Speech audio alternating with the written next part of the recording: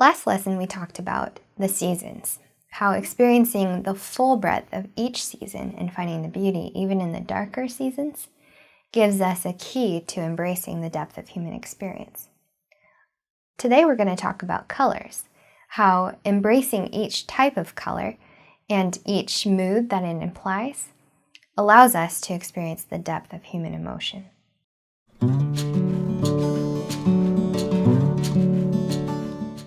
If you're like me, you might be experiencing somewhere between black and gray right now. When life is hard, gray just seems comforting, you know? It's not surprising, it's pretty predictable, it's soft, and you know what to expect from it. It's not guilt-inducing like being yellow in a gray world would be.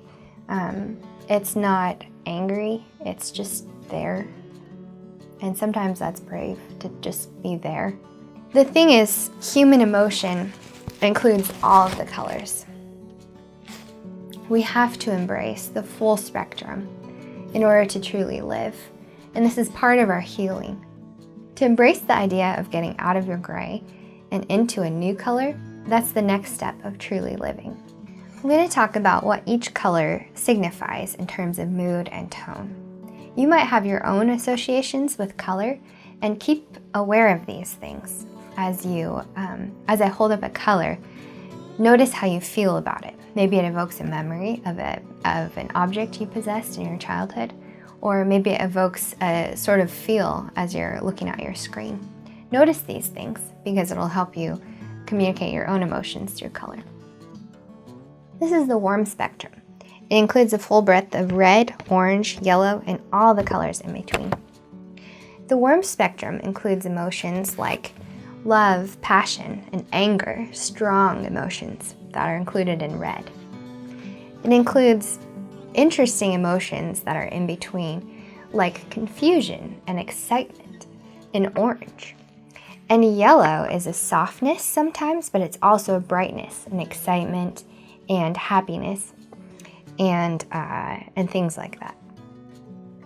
The warm spectrum communicates closeness and depth of passion and emotion. You can see the use of warm tones in this painting by Georgia O'Keeffe, communicating passion and fieriness. This is the cool spectrum. It includes greens, blues, and purples all the way around, and the colors in between. The cool spectrum includes things like peace and calm and rest and depth of emotion like sadness that I associate with purple. You can see the use of cool tones in this painting by Pablo Picasso as he was expressing his grief in regards to a friend he just lost. This painting I made is called The Word and Two Sparrows. I was trying to communicate that myself as a part of creation have a sort of beauty that all of creation encompasses as well. I used the full breadth of color in order to communicate this fullness of beauty that I saw within creation. If I switch this painting toward the cool tones, I lose an immense part of the passion and the warmth and the love that I was showing. If I switch the painting towards the warm tones, I lose the peace and the settlement that happens in the painting. If I take out the color entirely by switching to a black and white spectrum, then the painting is way less powerful in my mind. The painting is the most powerful and the most emotional when I use the full spectrum of color and each color in its place. We must experience all of the colors in order to experience the depth of human emotion. When we're stuck in gray, we're only allowing ourselves one type of emotion and one type of life. I remember when I experienced the loss of my dad, I felt guilty when I was feeling yellow happy or orange excitement or red passion. I felt, oh, I shouldn't be thinking these things or feeling these things because dad can't. Or I should be mourning and people expect me to be sad, so I need to do that. I wouldn't allow myself those emotions. And sometimes I got stuck in cycles of like purple and refused to allow myself to grow because that felt like I would be forgetting. When we give ourselves permission to express our grief, we're giving ourselves permission to express all of the colors, and it's a brave thing to do so. One thing I want to teach you today is that we can actually manipulate our emotions in a good way.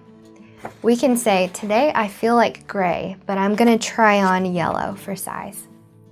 Once we try on yellow and set aside gray for a little bit, we come away feeling a little bit more yellow in a good way. You are not stuck. Neither are you defined by gray or yellow or red or blue or purple or green, any color you're feeling. You are not those colors. Let's be brave today and try on a couple of new colors. You might experience something new or something old that you recover. This is a brave thing to do. Let's do this together today and rediscover the process of enjoying the rainbow.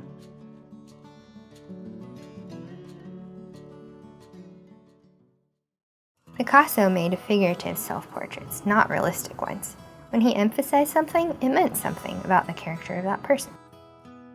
We're gonna play with color in coloring our own self-portraits, displaying what we are, what we're feeling right now in terms of color, what we want to feel in the future, and how we get there in the process. Today we're going to use just markers and paper to create a Picasso-style self-portrait. If you want, you can print out the PDF that I've provided on this course that has a vague outline of a person's face. Or if you're feeling brave, you can create a new one that represents you. I'm going to do that, but I'll show you how to do this as well. Also online is a PDF of a color wheel. You can just use the visual cues from the video I'm showing you, or you can print it out as well. Now Picasso, when he was drawing, he would emphasize things on purpose. So maybe somebody's eyes would stand out to him and he'd make them bigger than everything else in the painting. Maybe they have a very strong profile. He was a fan of those, that's for sure. Or he was showing two sides of their face by dividing it into two using their profile line. Sometimes he'd emphasize big lips or big hair. If you're using the PDF, draw whatever you want for the hair, or maybe add an earring or a necklace or something interesting that you're wearing. You can personalize this as much as you want. As I'm drawing, I'm going to emphasize my hair because being a blonde, it sticks out, and I have a strange phenomenon where half my hair seems to be wavy and the other half seems to be straight. Don't forget the ear. I always like to wear big earrings, so I'll draw that. They're usually artsy earrings. And I think I have a strong profile as well, so I'm going to draw that. Half my smile, the other half there. I do have big eyes, so I'll do that with my eyelashes. And a smaller eye over here to be more pensive.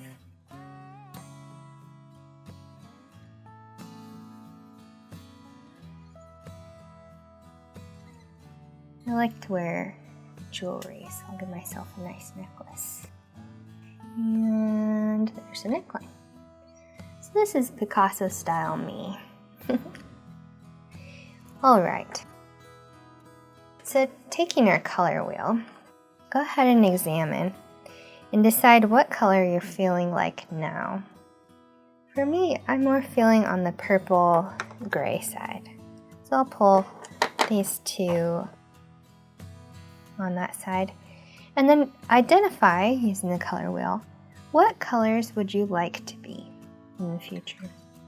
I think for me, I'd like to be yellow and green.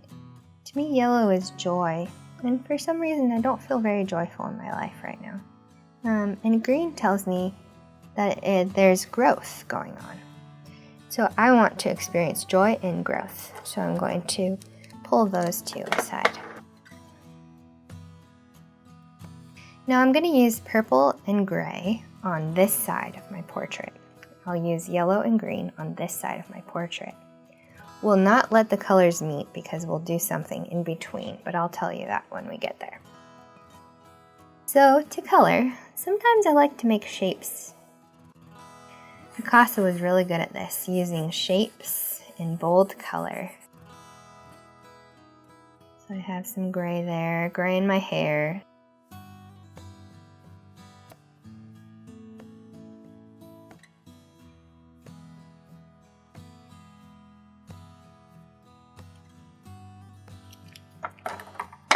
And then purple. I'm feeling purple just because I'm in a really introspective time of my life, doing a lot of reflecting. I'm just making up shapes as I go, shapes out of these.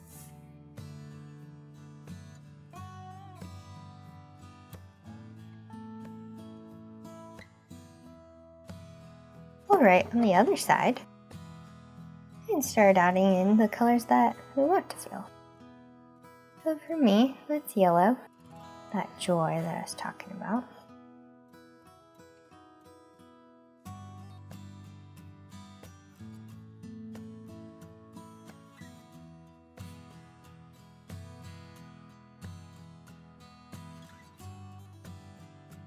I think I'll use another shade of yellow, just because we can.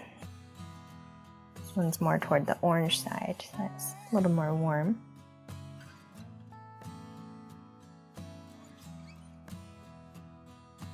So using our color wheel, let's see what's in between purple and gray. And what's in between green and yellow. Well, it looks to me like it's these things, these colors. There's blue, purple, red, and orange. It's all in between what we currently have.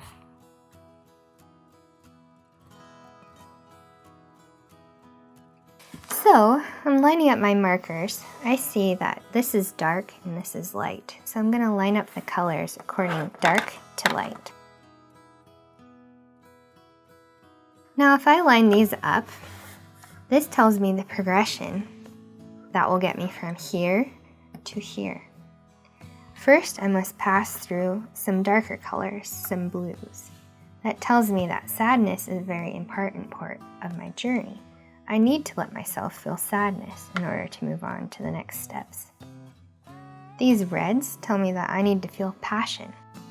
And so I need to open my heart to love and to be loved and to start dreaming again. Find what am I passionate about. Opening my heart to that will allow me to get to the next ones. This orange is excitement.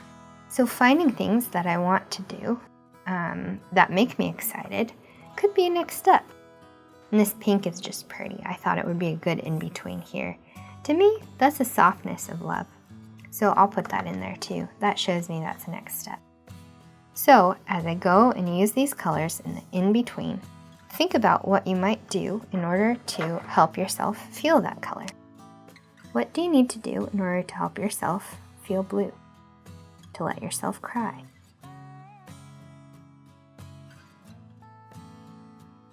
Maybe going over that video again about letting yourself cry, letting the tears come.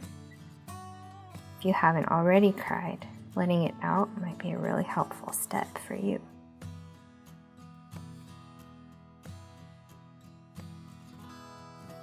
Purple, again, very important to our journey. Introspection, peace.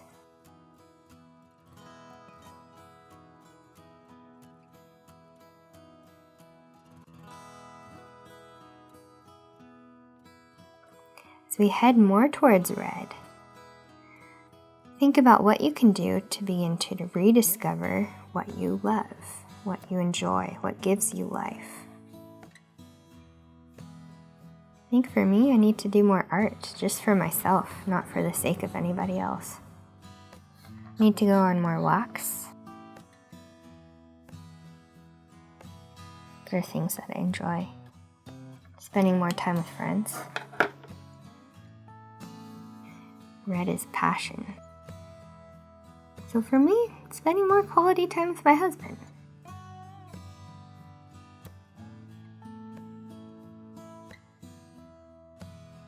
identifying things that I'm passionate about, and giving myself permission to be excited about them. Not letting my sadness drag me down.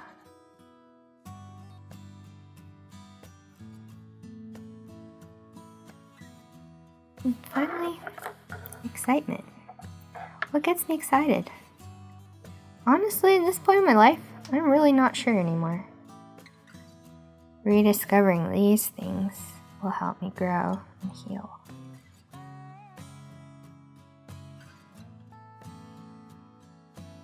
And finally, this soft, sweet love.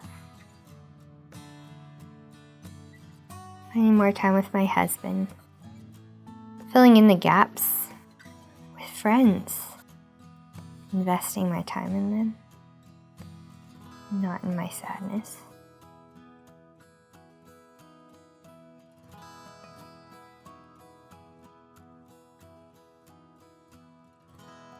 So in our journey now, from where we are to what we want to be, the in-between becomes the most important part. It's the process that we've been talking about. This is the process we'll go through in order to heal and find meaning and joy in our lives, resolution. We need to go through these stages in order to get there. And identifying color helps us to know, what do I feel now? What do I want to feel? And what do I need to go through in order to get there? The color wheel helps us find this, and we can always look back on it in the future. I hope you've learned that all of the colors are important for embracing the human experience. If you're feeling gray purple right now, understand that it's okay, but don't let yourself stay there. You're not meant to only experience purple and gray. You're also meant for oranges, yellows, and pinks.